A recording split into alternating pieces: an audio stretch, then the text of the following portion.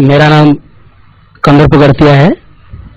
मैं माणिकेश्वरी सरकारी उच्च विद्यालय गौतमलिया में हिंदी शिक्षक हूँ और आज हम लोग मनुष्यता जो कविता है उसके दीर्घोत्तरमूलक प्रश्नोत्तर आलोचना करेंगे। मैं अशोक कुमार अग्रवाल, हिंदी शिक्षक, गर्जन बहाल उच्च विद्यालय गर्जन बहाल। मैं आज क्लास कक्षा 10वीं का 1-3 का कविता के ऊपर आलोचना करूंगा।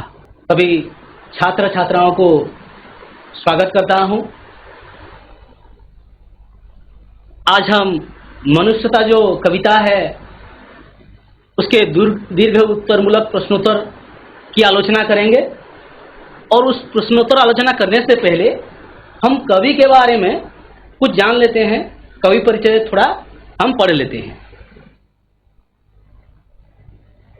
देखो बच्चों, मनुष्यता जो कविता है, ये कविता तो आप लोग पहले से वर्चुअल क्लास में भी हो चुका है, स्कूल में भी पढ़ गए होंगे।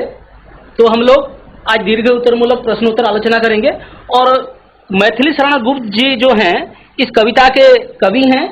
ये उनकी फोटो है, आप लोग देख पा रहे हैं, ये मैथिली शरण गुप्त जी की फोटो है। पहले हम कवि परिचय से शुरू करते हैं। मैथिली शरण गुप्त का जन्म चिरगांव के झांसी में सन 1886 में हुआ था, जो कि 1886 में उनका जन्म हुआ था। और वे कई भाषाओं के जानकार थे। कई भाषाओं के मतलब अंग्रेजी, मराठी, बंगला, हिंदी, अंग्रेजी, ये सभी भाषाओं में वो पारंगम थे, एक्सपर्ट थे। बचपन से ही हिंदी के प्रति उनका लगाव था। हिंदी उनकी सबसे पसंदीदा भाषा थी, उनको हिंदी बहुत पसंद थी। हिंदी के प्रति समर्पण भाव को देखकर उन्हें राष्ट्र कवि होने का गौरव प्राप्त हुआ। हिंदी के प्रति समर्पण भाव को देखकर, हिंदी के प्रति उनका लगाव तो जन्म से ही था और उसके लिए उनको राष्ट्र कवि होने का गर्व भी प्राप्त हुआ था। उन्होंने भारतीय जीवन के आदर्श, इतिहास और संस्कृति को अपने काव्य का आदर्श बनाया। देखो, उनकी जो कविताएं हैं, जो लेखनी हैं, सभी में भारतीय संस्कृति के बारे में वो लिखे हैं। कैसे लोग भारतीय संस्कृति के बारे में जान पाएंगे, संस्कृति को सम्मान देंगे, वही सब उनकी ख्यालात थी, वो सोचते थे। और उनका जीवन के आदर्श, इतिहास हमारी जो भारत की जो इतिहास है उसके बारे में भी वो जोर देते थे। वो हमेशा, और एक बड़ी बात है कि वो उनके परिवार के लोग सभी राम भक्त थे, भगवान राम की पूजा करते थे और इस तरह से उनका जीवनी थी। तो बच्चों, ये जो दीर्घ उत्तरमूलक प्रश्नोत्तर है, हम पहले प्रश्न की ओर चलते हैं। कवि ने कैसी मृत्यु को सुमृत्यु कहा है? बच्चों, आप लोग क्या समझते हो? कैसी मृत्यु होगी तो उसे सुमृत्यु कहेंगे? जो मरने के बाद भी अमर हो जाए, ऐसी मृत्यु को कवि ने सुमृत्यु कहा है। मरने के बाद भी अमर हो जाए, इसका मतलब क्या है? मरने के बाद हम अमर कैसे हो सकते हैं? देखो बच्चों, मरने के बाद हमें अमर अगर होना है तो हमें क्या करना पड़ेगा? कुछ अच्छे कर्म करने होंगे। जैसे हम उदाहरण के तौर पर हम ले सकते हैं, हमारे जो देश के जो स्वाधीनता संग्रामी जो थे, जो पूर्वज थे, उनका हम उदाहरण ले सकते हैं। जैसे महात्मा गांधी जी हो गए, सुभाष चंद्र बोस जी हो गए, जवाहरलाल नेहरू हो गए, कि जितने सारे बड़े बड़े लोग हैं उनके बारे में हम कह सकते हैं, उनका उदाहरण ले सकते हैं। आज के दिन में हम उनको याद करते हैं, क्यों करते हैं? वो खाली अपने बारे में अगर सोचते, अपनी भलाई के बारे में, अपनी खुशी के बारे में वो अगर सोचते तो आज के दिन में हम उनको याद नहीं करते। वो दूसरों की भलाई के बारे में, दूसरों के मंगल के बारे में हमेशा सोचते थे। जैसे महात्मा गांधी जी, उनको बहुत बार, और बहुत सारे स्वतंत्रता संग्रामी भी हैं उनके साथ, महात्मा गांधी, सुभाष चंद्र बोस जो हो गए, वो अपने लिए नहीं बल्कि दूसरों के लिए वो बहुत बार जेल गए थे। वो चाहते तो एक खुशहाल जिंदगी आराम से जी सकते थे, लेकिन उन्होंने सोचा कि ऐसी जिंदगी का क्या जो दूसरों के काम ना आए, इसलिए उन्होंने अच्छे कर्म किए। अगर हम अच्छे कर्म करेंगे तो निश्चित रूप से हमें लोग कल के दिन में याद रखेंगे, इसमें कोई दूसरी बात नहीं है। इसलिए जो व्यक्ति दूसरों के काम आता है वह कभी नहीं मरता, और जो आदमी दूसरों के काम आता है, हम अगर खाली अपने लिए काम करेंगे, अपनी भलाई के बारे में काम करेंगे, तो ये अच्छी बात नहीं है। हमेशा हमें क्या करना चाहिए? दूसरों की भलाई के बारे में काम करते रहना चाहिए। और एक बात है, देखो कि अच्छे कर्म के कारण सभी लोग हमें याद करते हैं। जो अच्छे कर्म होते हैं ना, जो हम कर्म करते हैं, हम अच्छा कर्म कर रहे हैं या बुरा कर्म, ये सभी लोग जानते हैं। अच्छे कर्म करेंगे तो लोग हमें याद रखेंगे, और हम अपने बारे में खाली सोचेंगे तो कल के दिन में हमें कोई भी याद नहीं रखेंगे। इसलिए हमें फैसला करना है कि हम अच्छे कर्म करेंगे या बुरे कर्म करेंगे, या खाली अपने बारे में सोचते रहेंगे। तो आप लोग क्या सोचते हो कि अच्छे काम करना हमारे लिए जरूरी है, या ऐसे ही अपनी खुशी के लिए काम करते रहना अच्छी बात है? हमेशा दूसरों की भलाई के बारे में हम अगर सोचेंगे, उनकी भलाई करेंगे, तो हमें सुमृत्यु मिलेगी। इस तरह से हम पहले प्रश्न के उत्तर लिख सकते हैं, जो कि हमारे लिए बेहतर होगा। ये तो पहला प्रश्न का उत्तर हम आलोचना कर लिए। अभी हम दूसरे प्रश्न को देखते हैं क्या है। यहां कोई अनाथ नहीं है, ऐसा कवि ने क्यों कहा है? यहां कोई अनाथ नहीं है। पहले बच्चों, आप लोग सोचो कि अनाथ, दुनिया में अनाथ किसे कहते हैं? अनाथ किसे कहेंगे हम? कौन बताओगे? छात्र छात्राओं को प्रश्न करना चाहता हूं कि हम उसको, और एक बार बोलिए। जिसके माता पिता नहीं होते हैं उसको हम अनाथ कहते हैं। ठीक है, वेरी गुड, बैठ जाओ। और कोई? अनाथ हम किसे कहेंगे? दुनिया में अनाथ कौन है? दुनिया में अनाथ कोई नहीं है। कैसे? क्योंकि उनके साथ त्रिलोकनाथ रहते हैं, भगवान रहते हैं। हाँ, ठीक है, वेरी गुड। दुनिया में कोई भी अनाथ नहीं है, क्योंकि हमारे जो भगवान है, ईश्वर जो है, वो सभी के लिए होते हैं। वो खाली अमीर कौन है कि गरीब कौन है वो नहीं देखते हैं। इसलिए कोई भी दुनिया में अनाथ नहीं है। यहाँ कोई अनाथ नहीं है, ऐसा कवि ने क्यों कहा है? हम इस प्रश्न की ओर चलते हैं। यहाँ कोई अनाथ नहीं है क्योंकि ईश्वर जो भगवान है, जो तीनों लोगों के नाथ हैं, वे सदैव सबके साथ होते हैं। ईश्वर जो होते हैं, भगवान जो होते हैं, वो नहीं देखते हैं कि कौन अपना है कौन पराया। सभी उनके लिए, भगवान के लिए अपने हैं।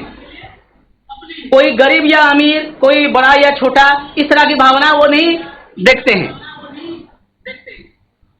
वे गरीबों पर दया करने वाले परम दयालु हैं, और गरीबों जो कि उनको, गरीबों की जो दीनबंधु उनको कहा भी जाता है। आप लोग जानते हो कि दीनबंधु भी उनको कहा जाता है, जो कि दरिद्रों का या गरीबों का जो बंधु, उनको भगवान को कहा जाता है। सबकी मदद करने के लिए हमेशा तत्पर रहते हैं। भगवान जो होते हैं, अगर उनकी पूजा कोई करते हैं हृदय से, तो वो कभी भी पीछे नहीं हटते हैं। भक्त की पूजा का जो पूजा को समझते हैं और उनको वो आशीर्वाद करते हैं, उनको वो वर देते हैं। जो भक्त जो चाहता है उसका पूर्ण करते हैं, वो जो चाहता है उसे देते हैं। तो ठीक है, इसका हम प्रश्नोत्तर का आलोचना कर लिए 2 प्रश्नों का। तीसरे प्रश्न की ओर चलते हैं। मनुष्य मात्र बंधु है से आप क्या समझते हैं? मनुष्य मात्र बंधु है। मनुष्य के लिए प्रत्येक मनुष्य बंधु है। मनुष्य जो है वो एक दूसरे को दुश्मन नहीं समझना चाहिए, बल्कि दोस्त या बंधु या मित्र या भाई हमें समझना चाहिए। अगर एक दूसरे को हम बंधु समझेंगे, मित्र समझेंगे, भाई समझेंगे, तो कभी भी अपने अंदर अपने बीच में झगड़ा नहीं होगा। इसके लिए हमें क्या करने की जरूरत है? हमें एक दूसरे को बंधु समझना पड़ेगा।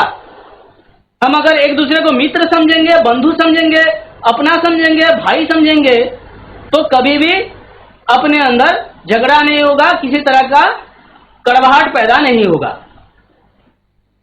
इससे हमें समझना होगा, और इसी बात को हम अगर समझेंगे सभी लोग, तो निश्चित रूप से ये बहुत अच्छी बात होगी। यही हमारा विवेक है। एक ही भगवान हम सबके पिता हैं। भगवान जो होते हैं सबके पिता होते हैं। मैं पहले वाले प्रश्न में भी बोल चुका हूं, और आप लोग भी उत्तर दे दिए हो कि दुनिया में अनाथ कोई भी नहीं है, और भगवान सबके पिता हैं। अगर किसी के माँ बाप नहीं है तो कभी भी अपने अंदर दुख नहीं रखना चाहिए, कोई भी ऐसी भावना नहीं रखनी चाहिए जो कि हमें कष्ट पहुंचाए। दुनिया में बहुत ऐसे लोग हैं, हम लोग जब भी किसी उदाहरण लेते हैं तो मैं सबसे कमजोर हूं, मैं सबसे गरीब हूं, मैं सबसे दुखी हूं, मेरे लिए सब मेरे जीवन में ही दुख आ रहा है। इस तरह की भावना हमारे अंदर, मनुष्य के नाते हमारे अंदर इस तरह की भावना आ जाती है। लेकिन इस तरह की भावना ठीक नहीं है। हमें क्या करनी चाहिए कि हमसे भी ऐसे लोग हैं जो कि वो बहुत ही दुख कष्ट में समय बिता रहे हैं, जीवन बिता रहे हैं। तो इसके लिए हमें क्या करना चाहिए? हमें अपने आप को जो काम या जिस तरह की सोच हमें कमजोर कर देती है, उस तरह की भावना अपने अंदर नहीं लानी चाहिए। हमें उस तरह की भावना रखनी चाहिए जैसे हमें आगे बढ़ने के लिए हम हमेशा तैयार रहें, और एक दूसरे को हमें हमेशा दोस्त, बंधु, मित्र, भाई, इस तरह की भावना हमें रखनी चाहिए। और इस तरह की भावना रखेंगे तो ये हमारे लिए तथा सभी के लिए बेहतर होगा। दुनिया में आप लोग पहले भी बोल चुके हो कि दुनिया में कोई भी अनाथ नहीं है। तो इसको हमें क्या करना पड़ेगा? हम प्रैक्टिकली हम अगर यूज करेंगे, प्रयोग करेंगे अपने जीवन में, तो ये हमारे जीवन में भी खुशहाली लाएगी। और इस तरह की भावना हमें, मनुष्य मात्र बंधु है, मनुष्य मात्र बंधु है से हम ये सब जान पाएंगे। मनुष्य हमारे लिए बंधु है, कोई भी पराया नहीं है, कोई भी दूर का रिश्ता या पराये नहीं है। अगले प्रश्न की ओर चलते हैं। अनर्थ है कि बंधु ही ना बंधु की व्यथा है, वही मनुष्य है कि जो मनुष्य के लिए मरे। अनर्थ है कि बंधु ही बंधु, देखो अनर्थ मतलब क्या है? अनर्थ हम किसे कहेंगे? कवि कहते हैं कि आज का मनुष्य एक दूसरे को अपना मित्र नहीं मानते, किसी की मदद नहीं करते। कवि इसे अनर्थ कहा है।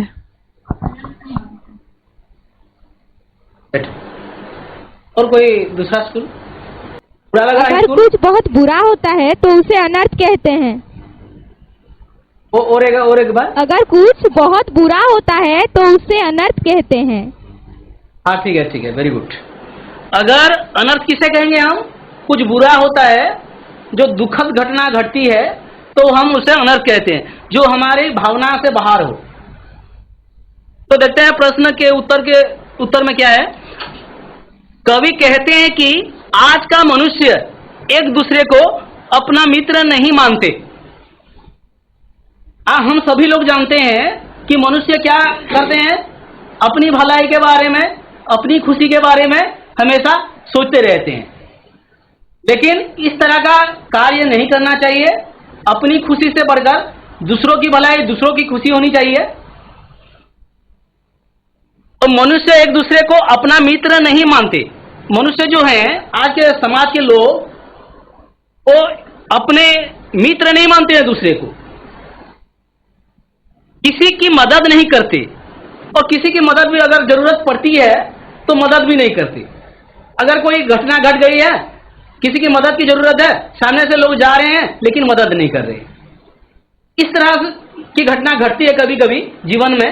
तो इस तरह की घटना नहीं घटनी चाहिए। कवि ने इसे अनर्थ कहा है। उनके अनुसार जो दूसरों के लिए जीता है और सहायता करता है वही सच्चा मनुष्य है।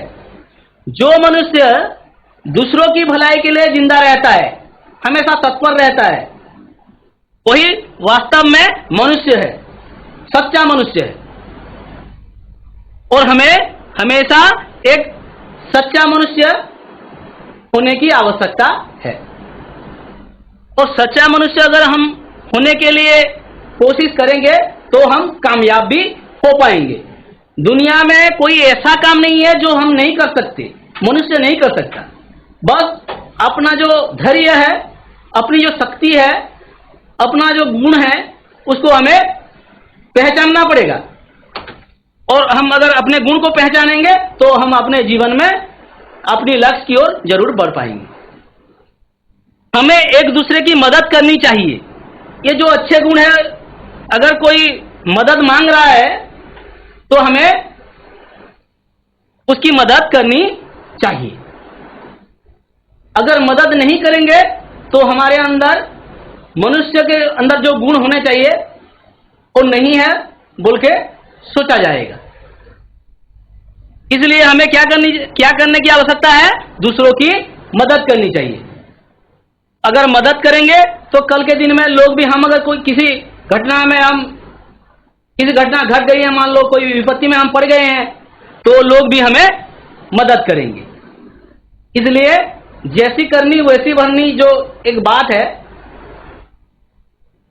हमें जो जैसा कर्म करता है उसे वैसा ही फल मिलता है। कर्म के अनुसार फल होते हैं। तो हमें क्या करना चाहिए? दूसरों की मदद करनी चाहिए, जिससे यह संसार सुखमय हो जाएगा।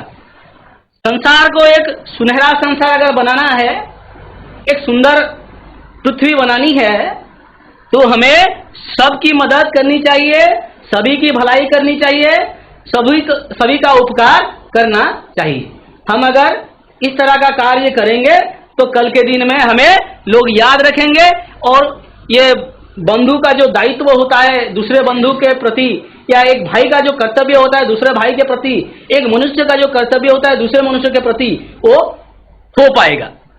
इसलिए हमें सभी को एक दूसरे की मदद करनी चाहिए, एक दूसरे का अच्छा करना चाहिए। अगर इस तरह का कर्म हम करेंगे तो कल के दिन में लोग हमें याद रखेंगे और एक अच्छा मनुष्य हमें लोग कहेंगे। ये हमारे ऊपर निर्भर करता है कि हम अच्छे कर्म करके एक अच्छा मनुष्य कहलाएंगे या अपनी खुशी के लिए काम करके हम कल के दिन में याद ना रहें। हमारे ऊपर सब कुछ निर्भर करता है।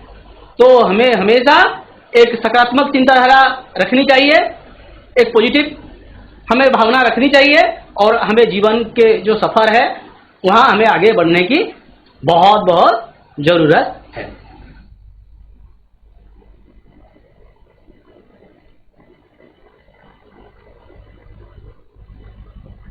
ये जो बात मैंने कहा, अनर्थ है कि बंधु ही ना बंधु की व्यथा हरे, ये बहुत दुखद है, बहुत कष्टदायक है कि एक बंधु, एक भाई, एक मित्र एक दूसरे मित्र की, अपने भाई के, अपने बंधु के व्यथा को दूर नहीं कर पाता है, समझ नहीं पाता है, हल करने की आवश्यकता जो होती है वो नहीं कर पाता है। ये बहुत दुखद है। वही मनुष्य है कि जो मनुष्य के लिए मरे, और जो मनुष्य दूसरों की भलाई के लिए जिंदा रहता है, हमेशा तत्पर रहता है, वो हमेशा याद रहता है। जैसे हम याद करते हैं, जो बड़े बड़े लोगों को याद करते हैं, ठीक उसी तरह से हम भी ऐसे कर्म करेंगे तो कल के दिन में हमें भी लोग याद रखेंगे, याद करेंगे। एक अच्छा इंसान, एक अच्छा मनुष्य था बोल के लोग याद रखेंगे। ये हमारे ऊपर सब कुछ निर्भर करता है, हम किस तरह का काम करना चाहते हैं, और कल के दिन में हम लोग हमें याद रखें या नहीं, ये हमारे ऊपर सब कुछ निर्भर करता है। तो छात्रों, मैं आखिर में एक बात कहना चाहता हूं कि हमें हमेशा एक जो मनुष्यता का जो गुण है हमारे अंदर जो होने चाहिए, वो हमें हमेशा रखने चाहिए, और हर अपने कार्य में वो सब कुछ दिखना चाहिए। हम किस तरह का कर्म कर रहे हैं, किस तरह का काम कर रहे हैं, वो काम के ऊपर सब कुछ निर्भर करता है। हमारा व्यक्तित्व कैसा है, हमारा कार्य करने की शैली कैसी है, ये सब कुछ हमारे ऊपर निर्भर करता है। इसलिए बच्चों, मनुष्यता पाठ से हम मनुष्य के जो गुण, अच्छे अच्छे गुण हैं, वो सब कुछ हमारे अंदर लाने की आवश्यकता है। सभी को धन्यवाद।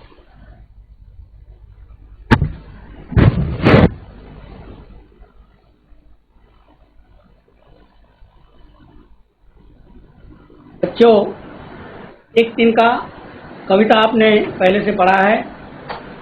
कविता का भाव आपको मालूम है। तिनका मतलब क्या है? कोई सूखी घास हो सकती है, कोई लकड़ी का छोटा सा टुकड़ा हो सकता है, जो कि बार बार कभी हमें दिखाई देता है, कभी हमें नहीं दिखाई देता है। कवि का कहना है कि हर चीज का महत्व बराबर है। जिस तरह रहीम कहते हैं, रहीमन देखी बड़ेन को लघु न दीजिए डारी, जहां काम आवे सुई कहां करे तलवार। इसका मतलब है, जो काम सुई कर सकता है, जैसे कि हम बटन लगाना चाहेंगे तो बटन के लिए हमको सुई की ही जरूरत पड़ती है। उसी तरह अगर कहीं युद्ध के मैदान में जाना है तो वहां हमें तलवार की जरूरत पड़ेगी। माने कहने का मतलब यह सार अंश यह है कि हमें हर चीज का महत्व समझना चाहिए। जैसे एक तिनका का अभी बहुत महत्व है। आप लोगों ने पढ़ा है एक दिन का कविता, जिसमें आपने पढ़ा है कि कवि कैसे अपने छत के मुंडेर पर खड़े थे। एक तिनका उनके जीवन में किस तरह हलचल सृष्टि करता है, उसके बारे में हम आज प्रश्नोत्तर के माध्यम से फिर एक बार आलोचना करेंगे। सबसे पहले हम कवि के बारे में कुछ जानकारी लेंगे। वैसे तो यह तृतीय भाषा है, कवि के बारे में हमें संपूर्ण विवरणी नहीं देना पड़ेगा, फिर भी हमें ज्ञात होना चाहिए। और इस कविता के कवि हैं अयोध्या सिंह हरिओ, जिनका जन्म 15 अप्रैल 1865 को हुआ था। कहाँ हुआ था? निजामाबाद, आजमगढ़, उत्तर प्रदेश में उनका, निजामाबाद में, आजमगढ़ में उनका जन्म हुआ था। उनकी मृत्यु सन 1947 16 मार्च को हुआ था। उनकी शिक्षा, स्कूली शिक्षा प्राप्त करके वे सरकारी नौकरी में गए। पहले वे पढ़ने में भी अच्छे थे। स्कूली शिक्षा समाप्त करने के बाद वे सरकारी नौकरी में चले गए। आप लोग को मालूम होगा, सरकारी नौकरी करने के लिए हमारा शिक्षा उत्तम होना चाहिए। इसी तरह उनका शिक्षा बहुत उत्तम था, इसलिए उन्हें सरकारी नौकरी भी मिल गई और वे सरकारी नौकरी में चले गए। संस्कृत और फारसी के अच्छे ज्ञाता थे। वे और भी 2 भाषा के ज्ञाता थे, एक था फारसी और दूसरा था संस्कृत। दोनों भाषाओं के जानकार होते हुए भी हिंदी ने उन्हें लोकप्रियता दी। हिंदू विश्वविद्यालय वाराणसी में अध्यापक रहे। वे अपने कार्य कहां से प्रारंभ किए थे? हिंदू विश्वविद्यालय वाराणसी से। उनके द्वारा लिखी उनकी भाषा कैसी थी? खड़ी बोली हिंदी के प्रथम कवियों में है। जो खड़ी बोली हमारी बोली जाती थी, उसमें सबसे प्रथम कवि के रूप में माने जाते हैं। उनकी भाषा सरल, मुहावरेदार और भावगर्भक है। उनकी जो भाषा है सरल है, कोई भी समझ सकता है, भावगर्भक, अर्थपूर्ण है और मुहावरेदार बोलने से जैसे 9 2 11 हो जाना हम बोलते हैं, उसी तरह मुहावरेदार भाषा भी वे लिखते हैं। उनकी रचनाएं हैं प्रिय प्रवास, वैदेही वनवास, कर्मवीर, रस कलश, चौखे चौपदे, चुपते चौपदे आदि। इनके द्वारा लिखित रचनाएं हैं प्रिय प्रवास, वैदेही वनवास, कर्मवीर, रस कलश। आप लोगों ने पढ़ा होगा, आपके किताब में भी है, आपके शिक्षक आगे से भी बताए होंगे आपको सब कुछ। तो अब हम इस पाठ के प्रश्न के बारे में कुछ आलोचना करेंगे। आंख में तिनका पड़ने पर घमंडी की क्या दशा हुई? तो सबसे पहले मैं पूछना चाहूंगा, तिनका का अर्थ क्या? का अर्थ है एक सूखी घास। तिनका का अर्थ किस उत्तर है? और कोई?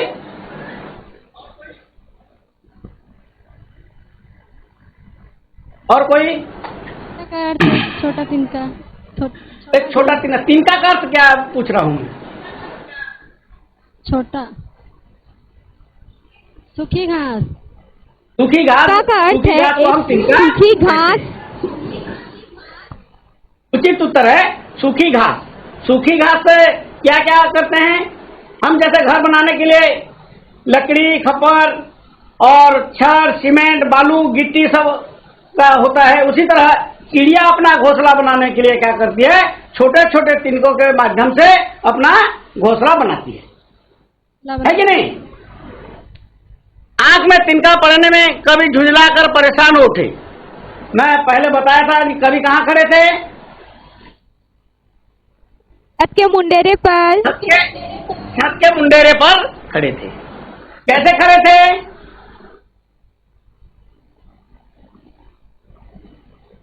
मन में भरे बैठे हुए खड़े थे।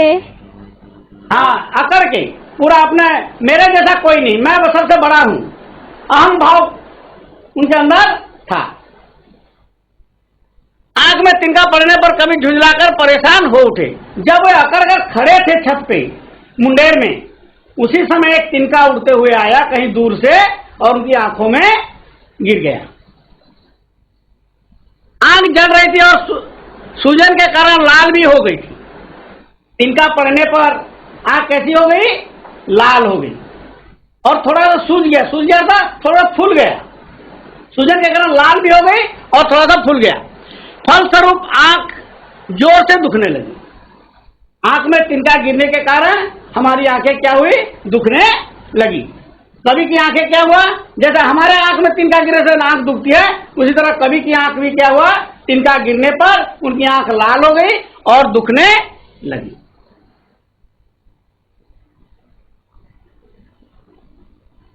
यहाँ जैसे हम कोई खाना वाना खाते हैं, दांत में भी कुछ अगर फंस जाए छोटा सा अनाज का टुकड़ा, तो हमें देखिए बेचैन सा मालूम होता है।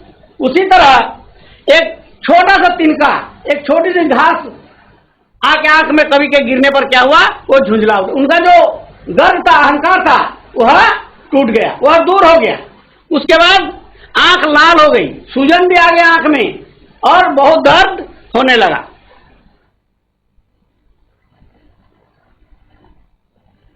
दूसरा प्रश्न, आंख में तिनका पड़ने पर लोग क्या करने लगे? आंख में तिनका पड़ने से हम क्या करते हैं? आप लोग को मालूम होगा, घरेलू उपचार है,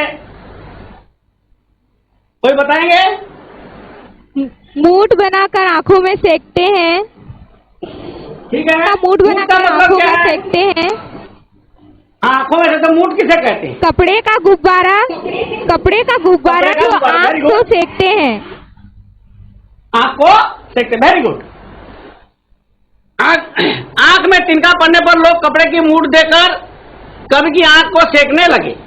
हम जिस तरह हमारी आंखों में भी कोई कचरा गिर जाता है या कोई तिनका गिर जाता है, तो एक तो कपड़े का गुब्बारा बनाते हैं और उसको मुंह में भाप देकर हम क्या करते हैं? आंख में सिकाई करते हैं, जिससे कि कुछ हमें अच्छा लगता है, शायद थोड़ा आराम मिल जाए पर नहीं। लेकिन लोग जब आए, मूठ बनाए कवि की दशा देखकर और मूठ से उनकी आंखों को सेकने की कोशिश की, लेकिन फिर भी कोई आराम नहीं मिला। दर्द उसी तरह कम होने की, दर्द किसी तरह कम होने का नाम नहीं ले रहा था। दर्द जो है पहले जैसा था वैसा ही दर्द हो रहा था, मूठ देने पर भी दर्द में कमी नहीं आई।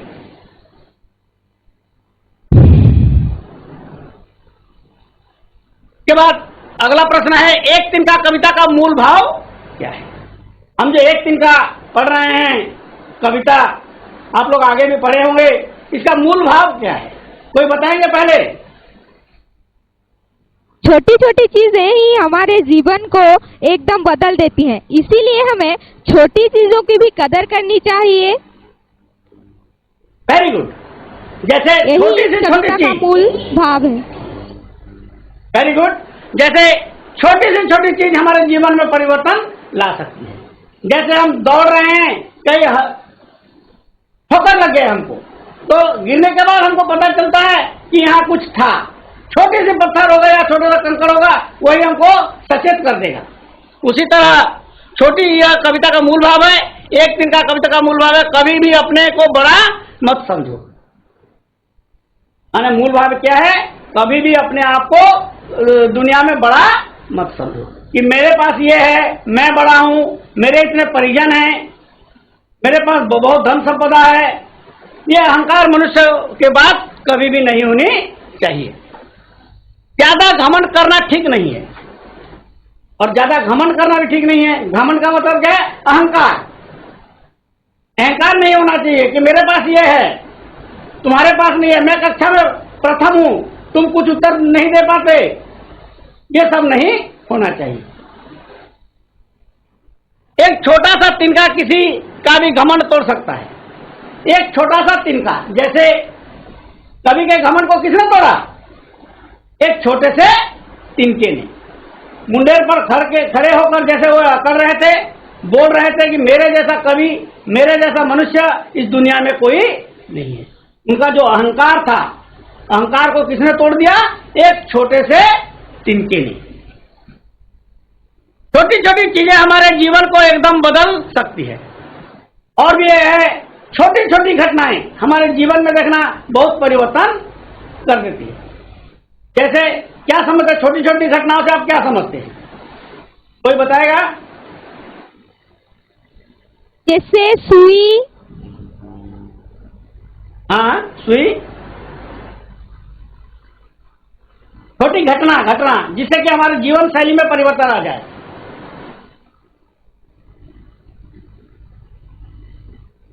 कुछ उदाहरण?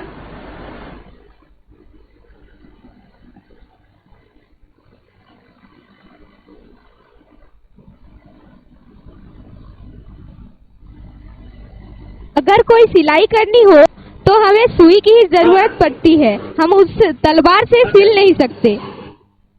ठीक है, हाँ ठीक उत्तर है। जैसे सुई, बटन लगाना है तो हमको सुई की ही जरूरत पड़ती है। वो तो अगला प्रश्न मैं बताया था। इस प्रश्न के मैं बोला छोटी सी घटना। छोटी सी घटना हमारे जीवन में बहुत बड़ा परिवर्तन ला सकती है। जैसे एक तो दिया जल रहा है, हमको मालूम नहीं है, बच्चे को मालूम नहीं होता है कि वो दिया का जो लौ होता है उसको छूने से क्या होगा। वो अगर एक बार छू लेगा तो उसे पता चल जाएगा कि यह उत्तप्त होता है, गर्म होता है। छोटी सी घटना है, उसको बार बार एक चीज हम समझाएंगे वो नहीं समझ पाएगा, लेकिन वो जब प्रैक्टिकली करेगा तो उसको समझ आ जाएगी। इसके बाद हम भाषा ज्ञान की ओर चलते हैं।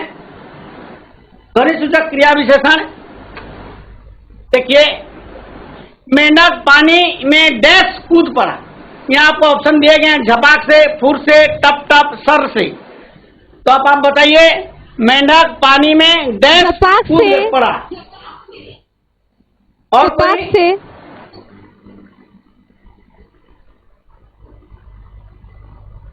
झपाक से सही उत्तर है। उसके बाद नल बंद होने पर भी पानी की कुछ बूंदें डैश चू गई। टप टप चू गई। और कोई सोच के बताइए। सर से चू गई। हैं? सर से चू गई। सर से चू गई। और कोई? नल बंद होने पर और भी भी पानी- पानी की कुछ बूंदें टप टप चू गई। सही उत्तर, टप टप चू गई। पानी जैसे हम नल बंद कर देते हैं, कोई वो वाल अगर उसका कुछ में खराबी हो तो पानी टप टप गिरने लगता है। मोटरसाइकिल डैश गई। सर से गई। डैश गई। मोटरसाइकिल सर से गई। उचित उत्तर है। नेक्स्ट, सही प्रश्न को चुनिए। एक दिन का आंख डैश मेरे पड़ा। एक दिन का आंख में मेरे पड़ा। एक दिन का आंख में, यहां देखिए मेरी होगा ये।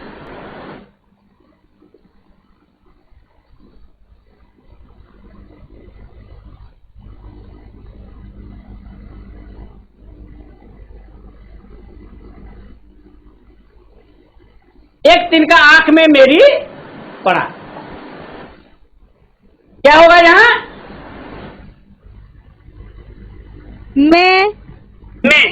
मैं सही उत्तर है। उसके बाद ख, अचानक दूर डैश उड़ता हुआ। अचानक दूर से उड़ता हुआ। से और कोई? और दूसरा कोई?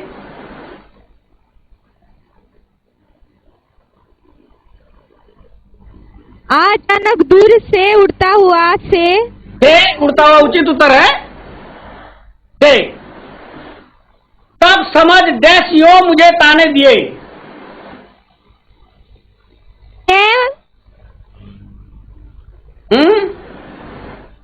तब समझ डैश यो मुझे ताने दिए। उचित उत्तर है। जब किसी ढब डैश निकल तिनका गया। पर जब किसी ढब पर निकल तिनका गया। ढब पर पर और एक बार देखिए, कोशिश कीजिए। जब किसी ढब से निकल तिनका गया। से उचित उत्तर है। जब किसी ढब से निकला तिनका गया। निम्नलिखित शब्दों के विलोम शब्द लिखेंगे। झिझक, विलोम का अर्थ मालूम है? विपरीत। झिझक का विलोम क्या होगा? बेझिझक। बेझिझक। बेझिझक सही उत्तर है। बेचैन। चैन। चैन। चैन। सुख। सुख। सुख। सुख उचित उत्तर है। दुखद। सुखद। मैं पहले इसको लिखा है, अब उत्तर पहले बताने के साथ ही दो बच्चों ने अपना उत्तर दिया सुखद करके। इसके बाद घमंड, बताइए। विनय, घमंड का मतलब क्या होता है? गर्व। वाक्य बनाओ। अचानक, यहाँ दिया गया है वाक्य, लेकिन आप लोग एक एक वाक्य में मुझे सुनाइए। अचानक। अचानक उसने खाना बंद कर दिया। अचानक उसने खाना बंद कर दिया। Very good. और कोई? बहुत सहज है। अचानक वो गिर पड़ा।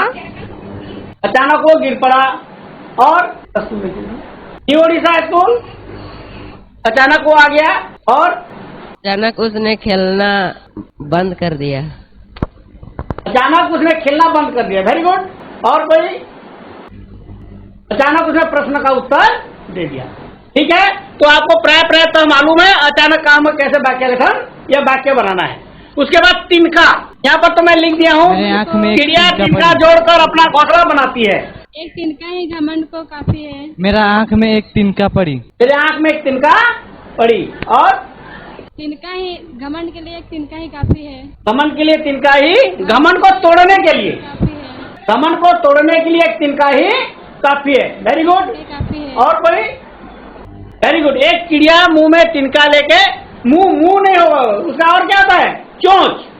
एक चिड़िया अपने चोंच में तिनका लिए जा रही है। नेक्स्ट हम चलते हैं। बेचैन।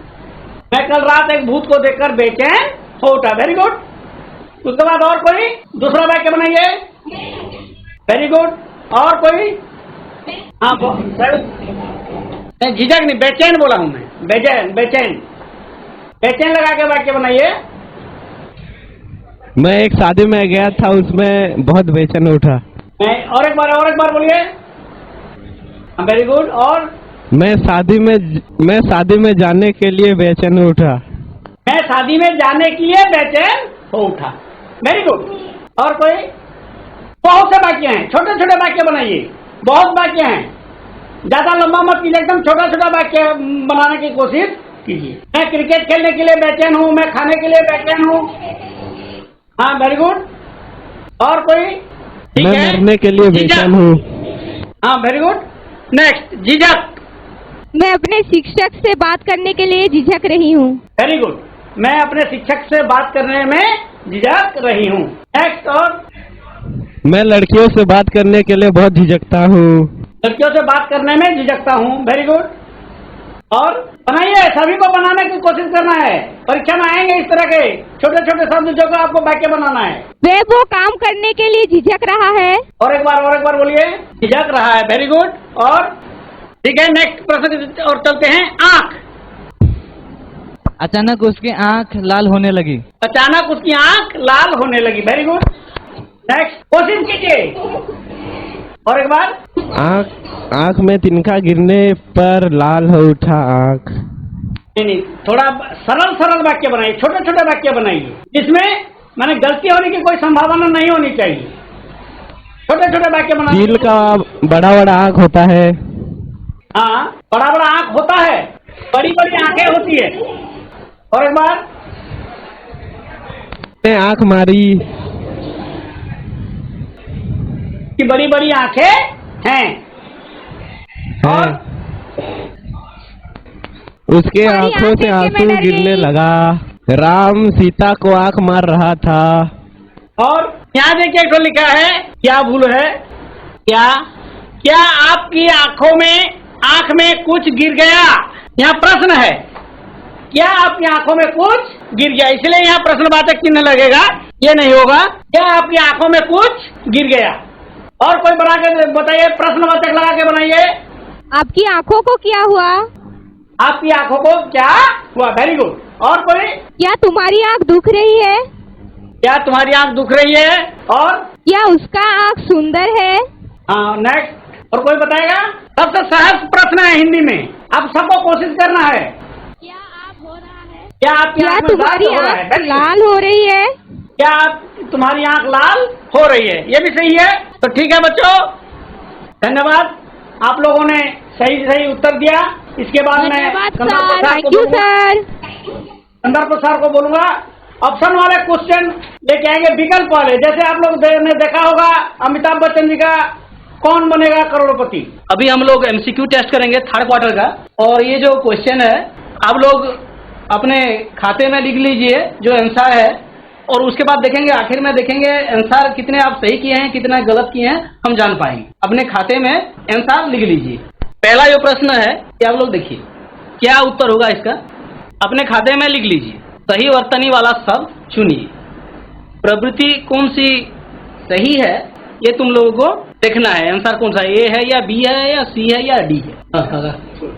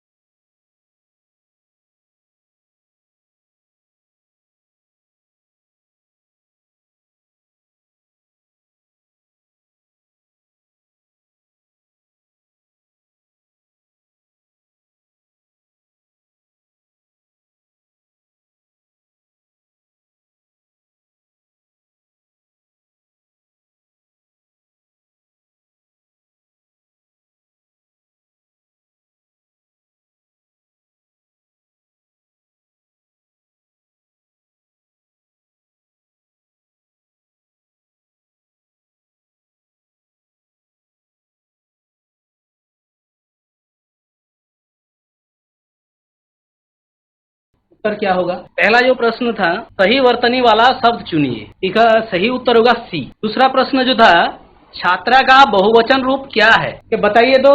ऑप्शन बी राइट आंसर, छात्राएं। तीसरा प्रश्न स्त्रीलिंग शब्द छांटिए, स्त्रीलिंग शब्द कौन सा है इनमें से आप लोगों को बताना है। ऑप्शन कौन सा है? हाँ बताओ, और एक बार बताओ, इनमें से स्त्रीलिंग शब्द कौन सा है? और कोई? दुकान होगा। अगला प्रश्न दिए गए विकल्पों में से करण कारक का स्पर्शक छांटिए, करण कारक का जो के द्वारा। वेरी गुड, ऑप्शन ए, के द्वारा। ऑप्शन सी के लिए। के लिए नहीं है, के द्वारा, के द्वारा राइट आंसर है। ऑप्शन ए, अगला प्रश्न ये प्रश्न है, उचित उत्तर चुनिए, क्या होगा? इन्होंने इन्होंने। और कोई? ऑप्शन सी, इन्होंने राइट आंसर, इन्होंने। अगला प्रश्न निम्न शब्दों में से विशेषण शब्द छांटिए, विशेषण शब्द कौन सा है इनमें से बताइए। ऑप्शन ए दयालु, ऑप्शन ए दयालु। और कोई कुछ दूसरा उत्तर अगर बोलना चाहो? ठीक है, राइट आंसर है, दयालु आंसर है एक्चुअली। अपकीर्ति शब्द में कौन सा उपसर्ग है? ऑप्शन सी अब। हाँ, और कोई? ऑप्शन दूसरे school? Option C. Option C. अगर दूसरे छात्र छात्राएं भी बोलना चाहते हो तो बोल सकते हो। ठीक है, ऑप्शन सी अब। कृत प्रत्यय वाले शब्द को छांटिए, कौन सा उत्तर होगा? Option D. Option D. Option D sir. और कोई सही अगर कोई बता सकते हो तो बता। गायब। हाँ वेरी गुड, ऑप्शन बी गायब, गायब है उसका सही उत्तर। पक्ष शब्द का विलोम शब्द क्या है? पक्ष शब्द का विलोम शब्द विपक्ष। Option B. ऑप्शन बी विपक्ष। विपक्ष। Option B. ऑप्शन बी ठीक है, राइट आंसर विपक्ष। एक तिनका कविता में कवि को किसने ताने दिए? ऑप्शन बी समझने। Option B. Option B B समझने। समझने, वेरी गुड, समझने। मनुष्यता कविता में अधीर भाव रखने वालों को क्या कहा गया है? ऑप्शन डी बताइए। भाग्यहीन। भाग्यहीन। Option D. Option D. और कोई दूसरा उत्तर देना चाहो? राइट आंसर है भाग्यवान। भाग्यहीन, भाग्यहीन सही है। तिनका कहाँ से उड़कर आया था? ऑप्शन सी कहीं दूर से। Option C option? कहीं दूर से। सी। Option C. ठीक है, वेरी गुड, कहीं दूर से। ऑप्शन सी सही उत्तर, कहीं दूर से। कौन बंधुओं की व्याख्या हरण कर सकता है? यहाँ व्यथा है, ये गलती से ये मिस्टेक हो गया यहाँ थोड़ा। हाँ, ऑप्शन सी बंधु, राइट आंसर। ऑप्शन सी बंधु। ठीक है, बंधु। कोयल कैसे संसार को अपना बना लेती है? मीठे स्वर से। Option C. मीठे स्वर से। Option C. मीठे स्वर से। मीठे स्वर से। अगर कोई दूसरा उत्तर देना चाहो तो भी दे सकते हो। हमें लग रहा है कि दूसरा उत्तर होना चाहिए, अगर कोई सोच रहे हो। हरिहर हाई स्कूल, क्या उत्तर हो सकता है? मीठे स्वर से। मीठे सही उत्तर है, सही उत्तर है, मीठे स्वर से। रहीम के व्यक्तित्व के लिए कौन सा विकल्प उपयुक्त होगा? Option D. आपको क्या लगता है कि कौन सा विकल्प है? ऑप्शन? Option D. स्वाभिमानी। Option D. Option D. हाँ, वेरी गुड, वेरी गुड, स्वाभिमानी। रामचरितमानस किसकी रचना है? तुलसीदास की। तुलसीदास की रचना है। और कोई दूसरा स्कूल अगर बोलना चाहो, तो स्कूल के छात्र छात्राएं अगर बोलना चाहते हो तो बोल सकते हो। सही उत्तर है तुलसीदास की, वेरी गुड। ठाकुर अतिबल सिंह शाम को क्या पीते थे? खुशबूदार खमीरा। खुशबूदार खमीरा। खुशबूदार खमीरा। हाँ, सही उत्तर है, खुशबूदार खमीरा पीते थे। सन्यासी ने किसे माया का जंजाल समझा है? संसार को। संसार को। और कोई जो अगर बोलना चाहो, दूसरा उत्तर है बोल के सोच रहे हो, बता सकते हो। सही उत्तर है संसार को। हाँ, सही उत्तर है संसार को। शिक्षा विभाग में वेतन वृद्धि किसके समतुल्य है? ऑप्शन सी ऊसर की खेती। ऑप्शन सी ऊसर की खेती। वेरी गुड, ऊसर की खेती। स्वामी जी ने देशवासियों को क्या प्राप्त करने के लिए कहा? उत्तर क्या होगा? स्वतंत्रता। ऑप्शन बी स्वतंत्रता। स्वतंत्रता। और क्या दूसरा कुछ भी हो सकता है क्या? नहीं, वेरी गुड, स्वतंत्रता। पंडित जी ने अंत में किसका गौरव समझा? शिक्षक। स्कूल के बच्चों को ये लाइन शिक्षक। Option B. ठीक है। शिमला देवी। ऑप्शन बताइए। Option B. Option B. B. Pandit ji जो थे उनका नाम क्या था, कि पूरा नाम क्या था, कि कौन बता सकते हो? जो पंडित जी थे, पंडित चंद्रधर। हाँ, वेरी गुड, पंडित चंद्रधर। पंडित जी ने अंत में शिक्षक जो था वो आंसर है, ठीक है। काम हो जाने के बाद क्या कहना आवश्यक है? धन्यवाद। धन्यवाद। हम लोग कहते हैं धन्यवाद बोल के। अगर हमारा काम कोई कर लेता है, बोलते हैं वेरी गुड, बोलना भी चाहिए। अगर कोई हमारा काम कर लेता है तो कम से कम धन्यवाद, थैंक्स हम बोलते हैं, धन्यवाद बोलते हैं, ठीक है, वेरी गुड। अमेरिका की धर्मसभा में स्वामी जी की वाणी कैसी थी? धर्मस्पर्शी। हाँ बताइए। मधुर। मधुर। और कोई अगर बोलना चाहो? मर्मस्पर्शी। मर्मस्पर्शी। Upendra government high school. मर्मस्पर्शी। Option D. मर्मस्पर्शी, ठीक है। और कोई बोलना चाहो उत्तर? ठीक है, राइट आंसर है मर्मस्पर्शी। पंडित चंद्रधर डैश नींद नहीं आई। को option D. Option D. Option D. Option D. Option D को। Option D. हाँ ठीक है, राइट आंसर को। ये लास्ट क्वेश्चन है, ठाकुर शब्द का लिंग परिवर्तन कीजिए। Option A. Option A. Option A. Option A ठाकुराइन। ये ऑप्शन बी होगा? ऑप्शन ए होगा। ठीक है, राइट आंसर है। ठाकुरानी नहीं होती है, ठाकुराइन एक्चुअली राइट आंसर है। ऑप्शन ए ठाकुराइन। हाँ ठीक है, ऑप्शन ए ठाकुराइन। Very good. और इसी हिसाब से हमारे जो MCQ थे थर्ड क्वार्टर के खत्म हो गए। सभी को धन्यवाद।